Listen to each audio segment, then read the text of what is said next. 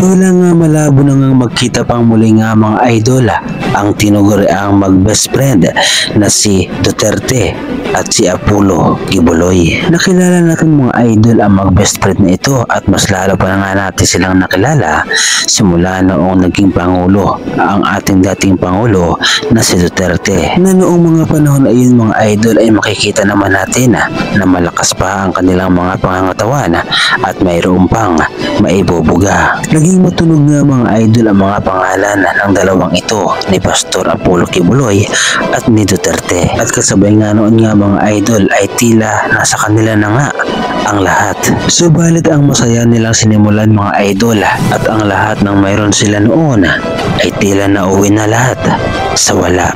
Tila malabo na nga mga idol na muli pang magkita ang dalawang mag-best friend na ito dahil sa mga pangyayari. Dahil nung nakaraang taon nga mga idol ay naaresto si Pastor Apollo Kibuloy noong September 8, 2024 dahil sa patong-patong na kaso. At samantalang ang kanyang kaibigan naman o ang kanyang best friend na si dating Pangulong si Rodrigo Roa Duterte ay naaresto rin noong March 11, 2025. At narito nga mga idol ang mga balita patungkol nga mga idol sa mag-best friend na ito na halos pareho ang kinalalagyan. Nitong linggo ng gabi, September 8, ang puganting si Kingdom of Jesus Christ Pastor Apollo Kibuloy.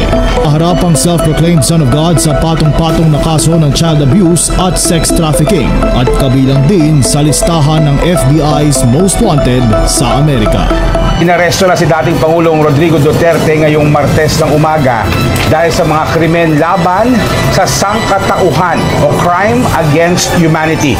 Alam naman natin mga idol na napakarami ang nagmamahal sa dalawang mag-best friend na ito at kabilang nga mga idol sa mga nagmamahal kay Pastor Apollo Kibuloy ay ang kanyang mga masugid na mga miyembro ng KOJC.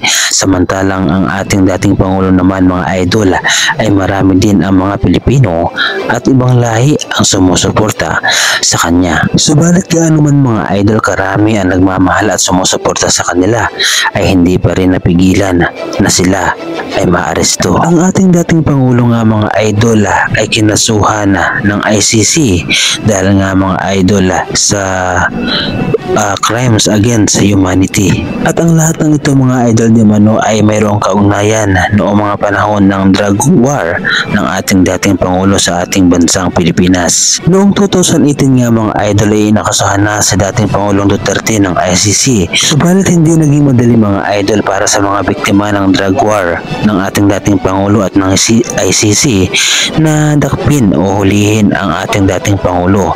Dahil dito nga mga idol ay naghintay pa ng maraming taon hanggang sa tuluyan ng maaresto ang ating dating Pangulo. Samantala nung nakaraang taon nga mga idol ay hinamon pa ng ating dating Pangulo ang ICC na madaliin ang paghuli sa kanya dahil di umano nga mga idol ay baka hindi na siya maabutan pa ng buhay ng ICC kung papatagalin pa ang pag-aresto sa kanya. Narito nga mga idol at ating panoorin at pakinggan ang salaysay ng ating dating Pangulo tungkol sa ICC. I'm asking the ICC to hurry up and if possible they can come here and start the investigation tomorrow. This issue has been left hanging for so many years. Matagal man, baka mamatay na ako, hindi na nila ako maimbestiga. Ito nga mga idol ang hamon ng ating dating Pangulo sa ICC. Kung kaya't walang dahilan nga mga idol ang mga taga-suporta ni dating Pangulong Duterte na sisihin ng ICC sa kanilang ginawa na pag-aresto dahil mismo ang ating dating Pangulo nga mga idol ang nagsabi na bilisan ang pag-aresto laban sa kanya. At ang lahat ng ito nga mga idol ay dadaan naman sa mga proseso na kung saan nga mga idol kung mapatunayan naman na inosente ang ating dating Pangulo ay mapawawalang sala siya at maaari makauwi sa ating bansang Pilipinas. Sumbalit kung mapatunayan nga mga idol na siya ay nagkasala at totoong nakagawa ng kasalanan ay himalabo pa sa malabo na siya ay makakauwi sa ating bansa. Subalit sa dami mga idol na mga nagreklamo laban sa ating dating Pangulo lalo na mga biktima at sa mga panibagong kaso nga mga idol na ipinupukol sa ating dating Pangulo ay parang matatagalan pa mga idol ang paglilitis sa sa kanya at dadaan pa sa maraming panahon para mapatunayan kung siya ba ay guilty or not guilty. Samantala, ito po mga idol ang karuktong ng video na kung saan nga mga idol ay minamadali ng ating dating Pangulo na siya ay kunin na at arestuhin na ng ICC. So I'm asking the ICC through you na pagpunta na sila dito bukas, umpisahan na nila ang investigation. And if I am found guilty, I will go to prison and rot there for all time. Para sa lahat ng mga taga-suporta mga idol ng ating dating Pangulo at sa lahat ng mga nagmamahal sa kanya, ay malinaw naman mga idol na siya ang naghamon sa ICC. Siya ang nagsabi mga idol na madaliin ang pag-aresto sa kanya.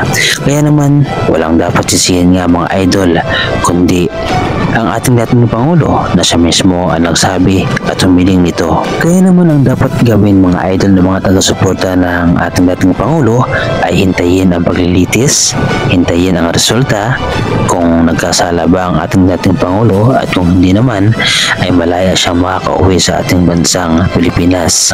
Kaya naman sa lahat ng mga sumusuporta sa ating dating Pangulo ay huwag nang idaan sa mga matatapang na paraan katulad na lamang ng mga rally, mga batuhan ng mga manghang matatapang, mga bastos na salita laban sa ating kasalukuyang presidente.